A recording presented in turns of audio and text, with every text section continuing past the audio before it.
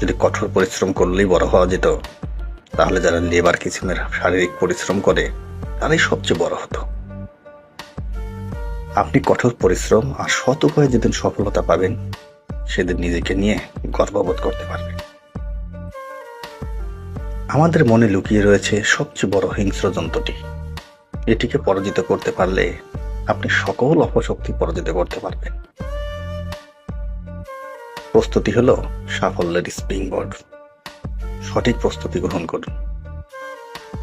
কাজ করুন যখন তারা ঘুমায়, শিখুন যখন তারা পার্টি করে, জমা করুন যখন অন্যরা ব্যয় করে, আর তাদের স্বপ্নের মতো বাঁচুন। অলসতা আপনাকে থামিয়ে দেবে যদি আপনি প্রথমে এটি বন্ধ না করেন। সময় কারোর জন্য অপেক্ষা করে না, তাই এটি বুদ্ধিমত্তার সাথে ব্যবহার করুন।